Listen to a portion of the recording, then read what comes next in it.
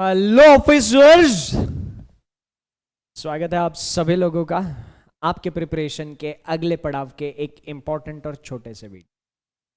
सबसे पहले बहुत बहुत कॉन्ग्रेचुलेशंस, आप में से जिस किसी ने भी आईबीपीएस का मेंस एग्जामिनेशन क्लियर कर लिया है और अभी वो इंटरव्यू की तैयारी कर रहे हैं, हार्टीएस्ट कॉन्ग्रेचुलेशंस टू ऑल। जिनका नहीं हुआ दिल छोटा मत करना, है ना। अपने प्रिपरेशन को आगे कंटिन्यू रखना। आज अगर आपके पक्ष में ये रिजल्ट आया है उससे सीखो और आगे बढ़ते रहो। डेफिनेटली एक ना एक दिन आप भी सक्सेसफुल हो जाओगे, बस अपने गलतियों से सीखते रहो। ठीक, अभी बात कर लेते हैं जिन लोगों ने मेंस एग्जामिनेशन क्लियर कर लिया है। सबसे पहले और सबसे इंपॉर्टेंट बात, आप लोगों के इंटरव्यू प्रिपरेशन के लिए एक बैच हम लोगों ने लॉन्च करी है, बिल्कुल फ्री ऑफ कॉस्ट है। जिनका भी मेंस एग्जामिनेशन क्लियर हो चुका है उनको फ्री ऑफ कॉस्ट वो बैच मिलने वाला है। कैसे मिलेगा? इस वीडियो के नीचे एक लिंक मैं आपको दे रहा हूं, पिंड कमेंट में वो लिंक आपको मिल जाएगी। पिंड कमेंट में आपको वो गूगल फॉर्म फिलअप करना है। गूगल फॉर्म फिल करने के बाद आपको इंटरव्यू का जो हमारा बैच है वो फ्री ऑफ कॉस्ट मिल जाएगा। उसमें सारी की सारी चीज़ है, आपको इंटरव्यू से रिगार्डिंग गाइड की जाएगी, है ना। इंटरव्यू के लिए कौन कौन सी चीज़ें इंपॉर्टेंट है, कौन कौन सा टॉपिक, कौन कौन सी चीज़ है, आपके मॉक इंटरव्यू, सारी चीज़ों के रिगार्डिंग उसमें गाइडेंस आपको, ठीक है। तो वो उस फॉर्म में अपनी इंफॉर्मेशन फिलअप कर। चलो, तब अभी आते हैं अपने इस वीडियो के एजेंडे पर कि ड्रेस कोड क्या होना चाहिए, है ना। लड़कों के लिए, लड़कियों के लिए क्या ड्रेस कोड होना चाहिए उसके लिए आंचल में हमने एक अलग से वीडियो बना लिया है। अब लड़कों के लिए क्या ड्रेस कोड होना चाहिए बात करते हैं। सबसे पहली और सबसे इंपॉर्टेंट चीज, आपका ड्रेस कोड और आपका का पूरा अपीयरेंस जो है कुछ ऐसा होना चाहिए कि जिसमें आप कंफर्टेबल फील करो। अब आप कंफर्टेबल फील करो इसका मतलब ये नहीं कि आपको देखकर सामने वाला अनकंफर्टेबल हो जाए, है ना। वरना भाई साहब पता चला इंटरव्यू में वो रणवीर सिंह जैसा कुछ यूनिफॉर्म पहन के गए, आप तो कंफर्टेबल, सामने वाला अनकंफर्टेबल नहीं। तो एक एक चीज के बारे में डिटेल में बात करते हैं। थोड़ा सा हेयर को लेकर बात करते हैं। आपका हेयर स्टाइल एक डिसेंट हेयर स्टाइल होना चाहिए। कलर वलर अगर किए हो तो कोशिश करो कि वो सब इंटरव्यू के पहले हट जाए।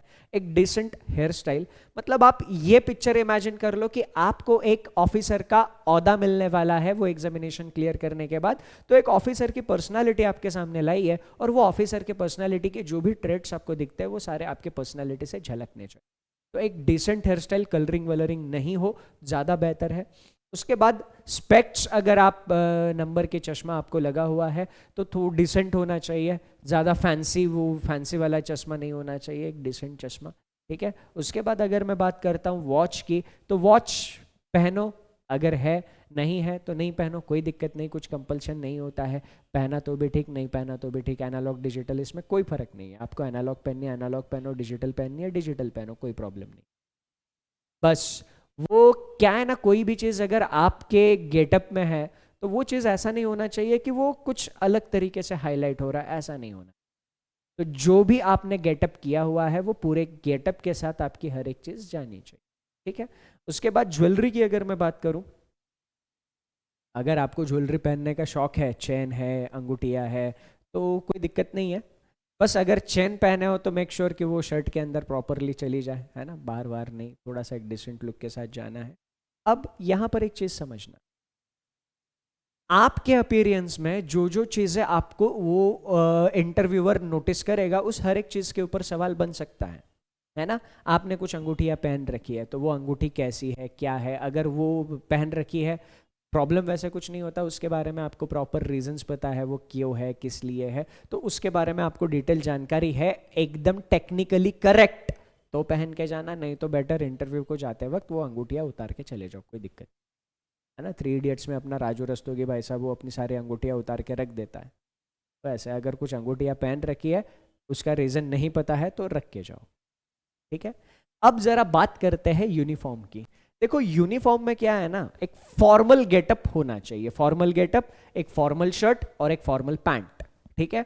अब इसमें कलर कॉम्बिनेशन जो भी आपको सूट करता है ना, ज्यादा अतरंगी मत जाना, एक डिसेंट कलर कॉम्बिनेशन जो भी आपको सूट करता है, डार्क पैंट और लाइट शर्ट, है ना, ये ज्यादा प्रेफरेबल कॉम्बिनेशन रहेगा। एक लाइट कलर का शर्ट जिसमें मतलब व्हाइट हो सकता है, ऑफ वाइट हो सकता है ना, एक एकदम स्लाइटली स्काई ब्लू कलर का हो सकता है ना। तो शर्ट के कलर, पैंट ब्लैक हो सकती है, नेवी ब्लू कलर की डार्क पैंट हो सकती है। तो डार्क पैंट और लाइट कलर का शर्ट, या फिर आप में से किसी को लगता है नहीं इसके उल्टा कॉम्बिनेशन, लाइट कलर की पैंट डार्क कलर का शर्ट, ये थोड़ा सा मतलब सजेस्टेबल नहीं है, ये सजेस्ट नहीं करूंगा। जो पहला कॉम्बिनेशन बताया है वही ज़्यादा सही कॉम्बिनेशन है। आपको जो भी कॉम्बिनेशन सूट करता है, आप जिस कॉम्बिनेशन में ज़्यादा प्रेजेंटेबल नज़र आते हो, सामने वाले को ज़्यादा अच्छे लगते हो, वो कॉम्बिनेशन के साथ आप जाना। ठीक है, ब्लेजर पहनना कंपलसरी है क्या? नहीं। ब्लेजर पहनो, अच्छी बात है, नहीं पहनो कोई दिक्कत नहीं। ब्लेजर अगर आपके पास है तो पहन लीजिए, कोई दिक्कत नहीं है। बट जो ब्लेजर आप पहनोगे वो पैंट के साथ मैचिंग जाना चाहिए। ब्लेजर एक कलर का, पैंट एक कलर का, उसके अंदर शर्ट कोई तीसरे कलर का, ये नहीं चले, है ना। तो कॉर्पोरेट में अगर कोई ब्लेजर पहन के जाता है तो कैसा लुक आता है? पूरा का पूरा शर्ट ब्लेजर का और ट्राउजर का कलर मैचिंग हो, और उसके अंदर एक लाइट कलर का शर्ट हो, है ना। तो डार्क मतलब ये यूजुअली नेवी ब्लू कलर के जो ब्लेजर्स होते हैं, ट्राउजर्स होता है, वो ज़्यादा सजेस्टेबल है अगर कोई पहन के जाना चाहता है। बाकी अगर किसी को ब्लैक ज़्यादा पसंद है, आप ब्लैक कलर का पैंट और ब्लेजर के साथ वाइट कलर का अंदर शर्ट पहन सकते हो, कोई दिक्कत नहीं, है ना। अगर आप ब्लेजर पहनने में कंफर्टेबल नहीं हो, आप सिंपल टाई लगा के जाना चाहते हो, सिंपल टाई लगा के जाओ। इन केस आप टाई भी नहीं लगाना चाहते हो, दिक्कत नहीं है, बट आपके जो भी कपड़े होंगे वो प्रॉपर आयरन किए हुए होने चाहिए, एकदम प्रॉपरली प्रेस किए हुए होने चाहिए, और एकदम प्रेजेंटेबल लगने चाहिए। सिर्फ टाई पहन के जाओ, कोई दिक्कत नहीं। टाई भी एकदम डिसेंट सी, प्रोफेशनल सी होनी चाहिए। पार्टी वेयर टाई बिल्कुल भी नहीं चलेगी, है ना। वो पार्टी वेयर बहुत ग्लॉस वाली टाई आती है, ग्लॉस वाली टाइज नहीं चलेंगी। टाई के ऊपर कुछ पैटर्न रहेगा, कोई दिक्कत नहीं, बट ग्लॉस वाला टाई नहीं चाहिए, फॉर्मल टाई चाहिए। ठीक, तो प्लेन शर्ट पैंट नहीं, तो टाई के साथ जाना चाहते हो कोई दिक्कत नहीं, ब्लेजर के साथ जाना चाहते हो कोई प्रॉब्लम नहीं। जो भी यूनिफॉर्म पहनोगे एक फॉर्मल लुक देना चाहिए, और कोशिश करो कि उस लुक में आप प्रेजेंटेबल और कॉन्फिडेंट लगो। जिस किसी में भी आप कॉन्फिडेंट लग रहे हो उसी लुक के साथ जाना। अब बात करते हैं शू की।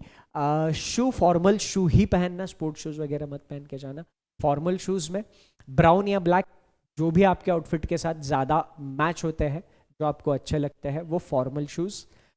लेस विदाउट लेस कोई भी चल जाएंगे, कोई दिक्कत नहीं है, बस उनका लुक ज़्यादा अतरंगी नहीं होना चाहिए, है ना। अतरंगी मतलब आपको समझ में आ गया। कुछ कुछ शूज़ नाम के फॉर्मल शूज़ होते हैं, बट उनका ग्लॉस इतना ज़्यादा होता है, वो ग्लॉसी शूज़ नहीं चले।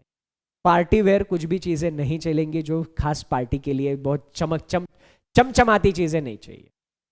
ठीक है, तो शूज़ और बेल्ट अगर आप पहन रहे हो, आपका बेल्ट अगर विजिबल है तो डिसेंट सा बेल्ट होना चाहिए, है ना। अगर बेल्ट विजिबल नहीं है, ब्लेजर पहनते हो तो वैसे भी बेल्ट विजिबल नहीं है, कोई प्रॉब्लम नहीं है।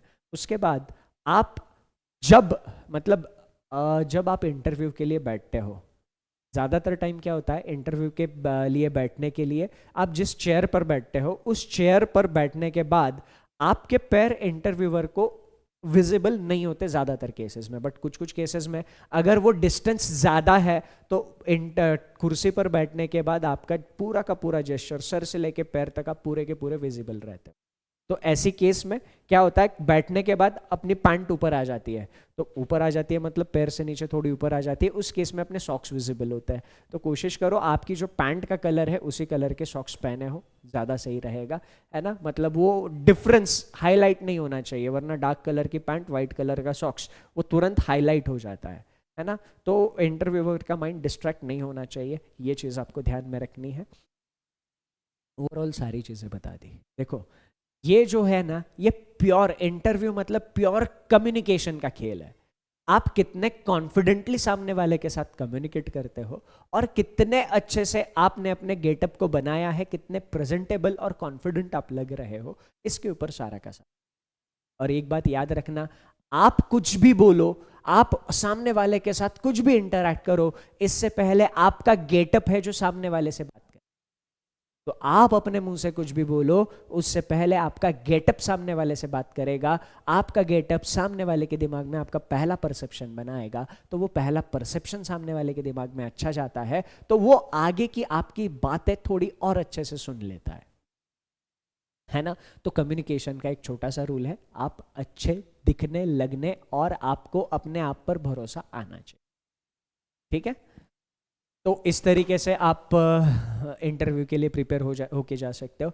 इंटरव्यू के प्रिपरेशन में कोई भी दिक्कत है आप कभी भी कनेक्ट कर लीजिएगा कहीं पर भी। और ये जो इंटरव्यू वाली बैच बताई है, ये इंटरव्यू वाली बैच में आपको और आगे की जानकारी सारी डिटेल में दे दी जाएगी। तो इस बैच में एनरोल करने के लिए नीचे पिंड कमेंट में आपको गूगल फॉर्म का लिंक मिल, ठीक है। So that's it from my side in this short session. Thank you, take care, and सबसे इंपॉर्टेंट है time. All the best for your interview.